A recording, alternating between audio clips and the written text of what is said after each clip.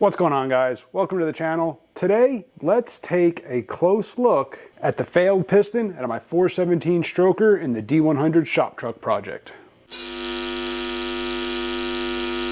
So this is the number 3 piston out of my 417 stroker in my 75 Dodge D100 shop truck project. And if you've been following along, you'll know that I've had some fueling issues. A while back, the fuel filter at the pump got really badly clogged. I think that starved the pump, which made the pump start to fail, which caused a lot of my fueling issues.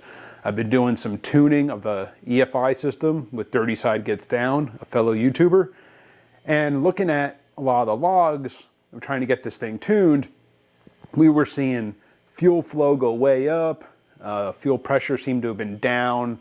I mean, the whole fueling issue was all over the place. And I think that is what caused this. I had the engine going lean a whole lot, so I think that lean condition caused the cylinder temperatures to go up, which then caused the ring to fail, which caused the cylinder to fail, and it's just been a cascading series of events. So let's take a closer look at the piston and see if we can figure out maybe exactly what happened. All right, so looking at the piston, here we can see, if you can see that clear enough, it has been running with that chunk missing for a while. I mean, that is blackened. Looks like it's been broken for a long time. So I think what happened was a while back when that fuel pump got really clogged, starved the engine, that was the beginnings of my issue, because the whole time trying to tune this thing, the map was all over the place, and I think a lot of that had to do with this piston being down on compression. It was about half of all the other cylinders. So what happened was I think the engine went lean, and here's the number 1 ring. When the engine goes lean, it gets hot. As it gets hot, that gap in the ring closes, and eventually if it tries to keep going, it's got nowhere to go, it's going to buckle, it's going to go somewhere, and it found the weakest point of the piston. If you look at this side, that edge is really thin. Focus.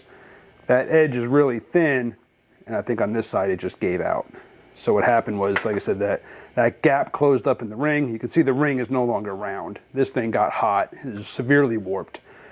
That ring got hot, gap closed, and eventually that ring had nowhere to go. It buckled and blew that out. What it also did was the number 2 ring. Here you can see what's left. I mean, I was trying to get the number 2 ring out and it's jammed in there. So this was the result of trying to get that number 2 ring out of there. Here's what's left of it. It's wedged in there. I think part of the number 1 ring compressing, it actually closed this groove up and clamped the number 2 ring in there. So that is, yeah, that does not want to come out of there. Fortunately, that seems to be the extent of the damage. If you look at the face of that piston, you can see a little bit of pitting right there. I think I got lucky, I destroyed a piston, but in the grand scheme, I think I got lucky that when this broke, it seems to have broke off and almost immediately went out the exhaust valve. There's no damage on the cylinder walls. The valve looks okay. I mean, I got the head sitting right here. I was looking at the valve. That all looks good. So I think I just got to replace this one piston, which is going to be a pain. Trying to find a 70 over piston, yeah, I'm not having much luck. That's a whole other fiasco I'm dealing with, trying to find a replacement. But I mean, looking at it, here's the rod. Rod looks good. The wrist pin, it's a full floating wrist pin, so I don't have to worry about, you know, heating anything up or trying to make everything fit.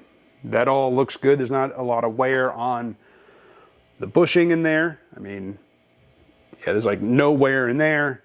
The bearings look really good. There's not like anything damaged the bearings.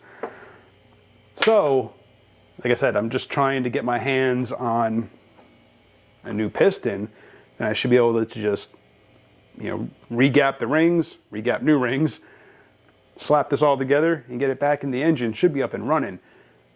How long it's going to take, I don't know.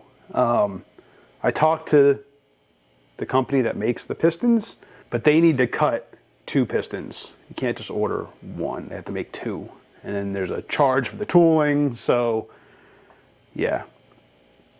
And I don't even know what their lead time is. It could be a few handful of weeks before I'm able to actually have new pistons in hand. I don't know. Yeah, so that's what we're looking at. So I think I'm kind of in a holding pattern right now until I can get this bad boy replaced. But like I said, fortunately, seems like that was the only damage incurred. I said no cylinder wall damage. I didn't even see the piece when I pulled the pan off to get the cylinder. I looked around in there. I don't see a chunk of piston anywhere, so that makes me think it went right out the exhaust. But that was a while ago apparently, because that thing is pretty burned up there. Yeah. So there you go, guys. There's a quick update on the 417 stroker in the D100. Now, this is one of those things where in a project, you're going to run into problems like this. You're going to run into setbacks. Don't let it frustrate you. Don't let it stop you. You just got to kind of work through these things. It'll all be worth it. It's just a matter of dealing with it as it comes. It's frustrating. I know. I really want this thing up and running. I'd rather be going forward with this project instead of feeling like I'm going backwards. But, that's just, again, it's one of those things you got to deal with. It's going to happen. You got to roll with the punches. Don't let it frustrate you. If you're dealing with, a project and you feel like you're just kind of stagnant, or you're kind of even going backwards like I feel right now, just, take a break. Realize it's just part of the deal. You just make slow gains, slow steps. There's other things I could be doing to this thing. I'll probably look into doing some of that while I'm waiting on a new piston. Appreciate you for watching. Hit that subscribe, hit the bell. I'll see you on the next one.